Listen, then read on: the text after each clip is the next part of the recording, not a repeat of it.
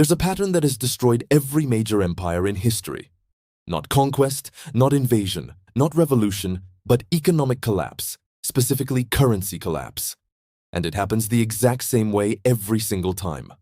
Rome, the empire that ruled the known world for 5 centuries, collapsed when its currency became worthless.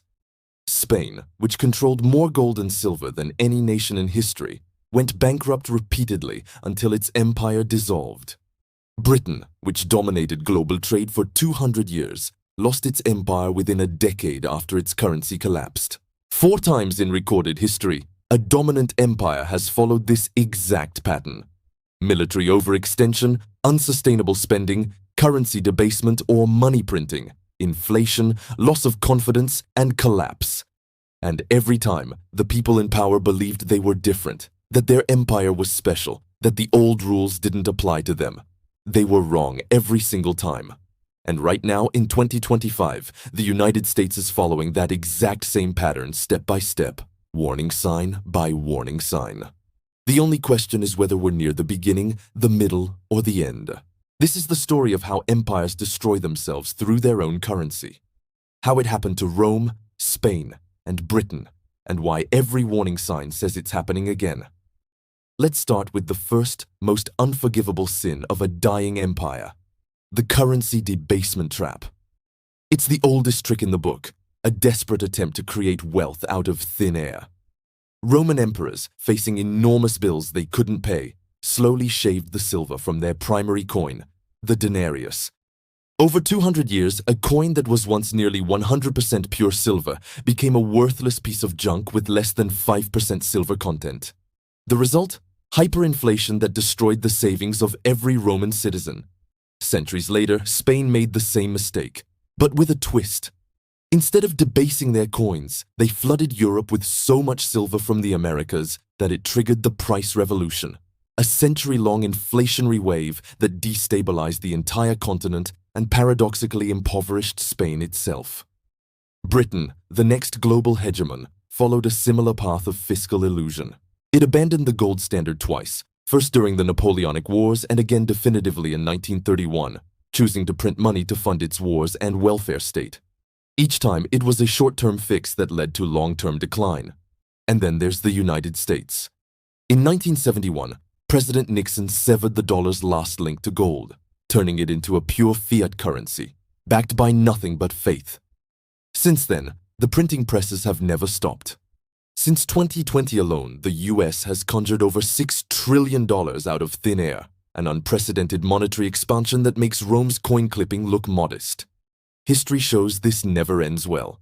It's the first and clearest sign that an empire is choosing to consume its own future. But why do empires need to print so much money in the first place? The answer almost always lies in military overextension, the second horseman of the imperial apocalypse. Empires become victims of their own success, expanding until their borders are impossible to defend, and the cost of their military becomes an anchor that drags the entire state to the bottom.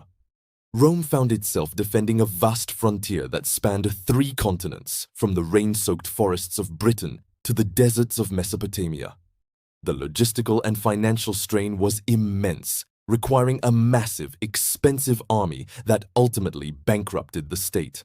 Spain, at its zenith, was even more overstretched, fighting simultaneous wars on 4 continents, from the Netherlands and Germany to the Philippines and the Americas. Its global commitments were so vast that even the torrent of silver from its colonies wasn't enough to pay the bills. Then came Britain, the empire on which the sun never set. At its peak, the British Crown governed nearly a quarter of the Earth's land surface and population. Maintaining this global network of bases, fleets, and armies was an economic black hole that consumed the nation's wealth. Today, the United States is the undisputed champion of military overextension.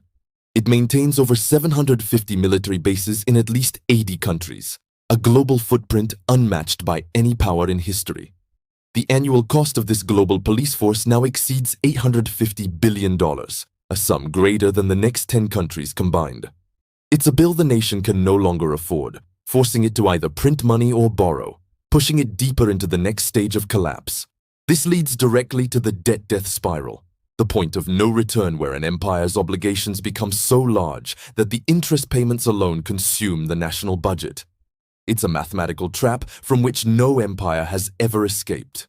Spain, despite owning what felt like half the world's silver, defaulted on its national debt 4 times in just 40 years during the reign of Philip II.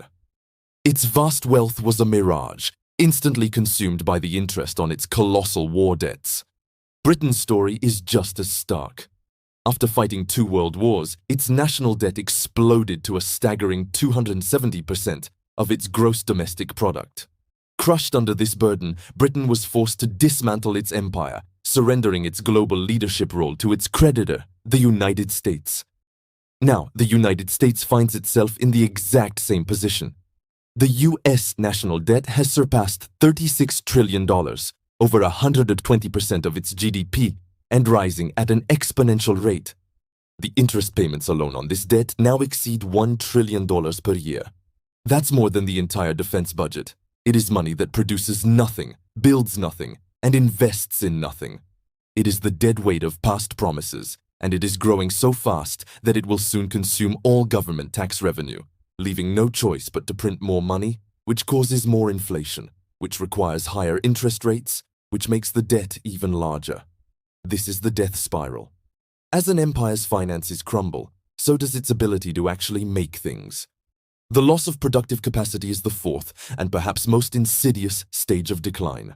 As a nation becomes a financial and military power, it outsources the dirty work of manufacturing and farming. It becomes a society of financiers, administrators, and consumers, not producers. Rome, in its late stages, stopped making things. Its grains came from Egypt, its pottery from Gaul, its textiles from the East. Rome itself became a parasitic city that only consumed and imported, its own countryside falling into ruin. Spain followed the same script. Drowning in New World silver, it had no incentive to develop its own industries. It became a mere conduit for wealth, buying its manufactured goods from England, France, and the Netherlands. The silver flowed in from the Americas and flowed right back out to pay for imports, leaving Spain's domestic economy hollowed out. Britain's industrial might, the engine of its empire, also collapsed. After World War II, its manufacturing sector withered, unable to compete with more dynamic economies like Germany, Japan, and the United States. Today, the US is the ultimate post-industrial empire. It runs a trade deficit of over $800 billion a year, importing far more than it exports. It has outsourced its industrial base, depending on foreign supply chains for everything from electronics and pharmaceuticals to basic tools. This makes the nation incredibly vulnerable. When you no longer make what you need, you are at the mercy of those who do. The inevitable consequence of these trends is the collapse of the empire's reserve currency. For a time, the world trusts the dominant power's money as a stable store of value and a reliable medium of exchange. This is an incredible privilege, allowing the empire to buy real goods from the world with money it can print. But as it debases its currency, piles on debt, and loses its productive edge, that trust evaporates. The Roman denarius was the trusted currency of the Mediterranean world for centuries, but as its silver content vanished, it became worthless, and trade reverted to barter.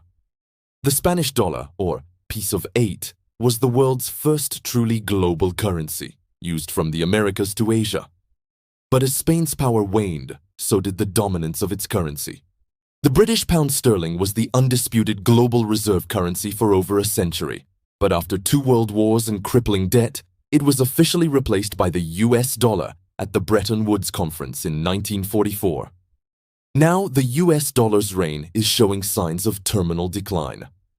In the year 2000, the dollar accounted for over 73% of global central bank reserves. Today, that number has fallen to just 55% and is dropping fast. Nations like China, Russia, and the BRICS bloc are actively seeking alternatives, trading in their own currencies and buying gold. When the world no longer needs dollars, the last pillar supporting the American empire will crumble. Finally, there is the social decay indicator, the symptom that often precedes the final economic heart attack. As people lose faith in their currency, they also lose faith in their institutions, their government, and each other. When trust in the system collapses, society begins to fragment. Crime rates explode as the rule of law weakens. The nation's best and brightest minds, seeing the writing on the wall, emigrate to places with more opportunity and stability, a phenomenon known as human capital flight. Political polarization reaches a fever pitch, turning civil discourse into tribal warfare. This isn't a cause of collapse, but a late-stage symptom of a society that has lost its unifying purpose and its belief in a shared future. It's the social fabric unraveling just before the economic structure gives way completely, turning the fall from a managed decline into a chaotic and violent disintegration. The math is unforgiving. The pattern is undeniable. Every single empire that has followed this path has believed it was different, that its power was permanent, that the old rules of history and economics no longer applied to them. They were wrong. They were all wrong. The United States currently exhibits every single one of these warning signs simultaneously and at an accelerating pace. It has a debased currency, unprecedented military overextension, a debt load spiraling into infinity, a hollowed-out industrial base, a reserve currency in decline, and deep corrosive social decay. Yet its leaders and many of its people still believe this time is different. They believe that American ingenuity, its military might, or the unique status of the dollar will allow it to defy the laws that brought down Rome, Spain, and Britain. History screams that they are wrong. We are not at the beginning of this story. The only question is how close we are to the end.